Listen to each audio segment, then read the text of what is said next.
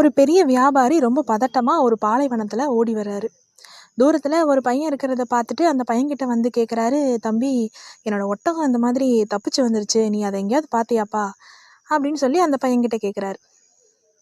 அந்த பையன் கொஞ்சம் யோசிச்சு பார்த்துட்டு, ஐயா, உங்க ஒட்டகத்துக்கு ஒரு கண்ணுல ஏதாவது குறைபாடு இருக்குங்களா அப்படின்னு அந்த பையன் கேட்குறான்.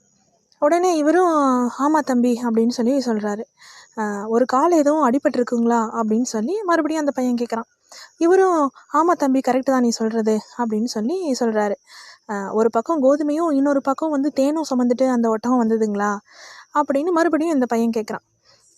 அந்த வியாபாரிக்கு ஒரு மாதிரி மனசு நிம்மதியாயிருச்சு. அப்பாடா, நம்ம ஒட்டகம் கிடச்சிருச்சு, இந்த பையன் எங்கேயோ பார்த்துருக்கான், அது போன திசை தெரிஞ்சிச்சுன்னா நம்ம கண்டுபிடிச்சிடலாம் அப்படின்னு சொல்லி ஒரு முழு நம்பிக்கை வந்துருச்சு. உடனே, கரெக்டு தான் தம்பி நீ சொல்கிறது, எங்கப்பா அந்த ஒட்டகம் இருக்குது, கொஞ்சம் சொல்லு அப்படின்னு சொல்லி அந்த வியாபாரி கேட்குறாரு. இந்த பையன் சொல்கிறான், ஐயா, உண்மையை சொல்லணுன்னா நான் உங்கள் ஒட்டகத்தை பார்க்கவே இல்லைங்க அப்படின்னு சொல்லி அந்த பையன் சொல்கிறான். உடனே வியாபாரிக்கு பயங்கரமாக கோவம் வருது. என்ன, எல்லா அடையாளங்களையும் கரெக்டாக சொல்லிவிட்டு என் ஒட்டகத்தை பார்க்கவே இல்லைன்னு நீ எப்படி சொல்லலாம்?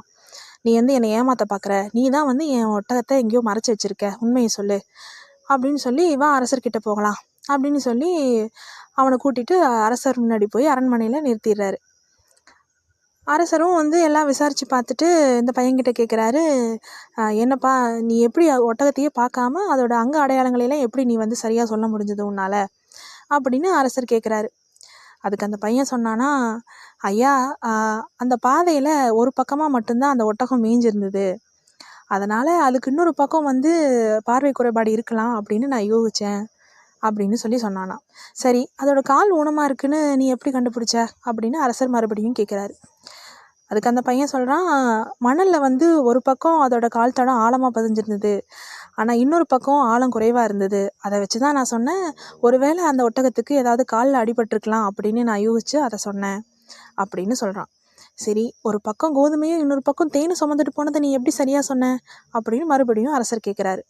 அப்போ அந்த பையன் சொல்கிறான், எறும்புகள் ஒரு பக்கம் கோதுமையை இழுத்துட்டு போனதை நான் கவனித்தேன், இன்னொரு பக்கம் தேன் கொட்டி கிடந்தது, அதை வந்து தேனீக்கள் முச்சிட்டு இருந்தது, அதையும் நான் வந்து கவனித்தேன், அதை வச்சு தான் நான் சொன்னேன் அப்படின்னு அந்த பையன் சொன்னானான்.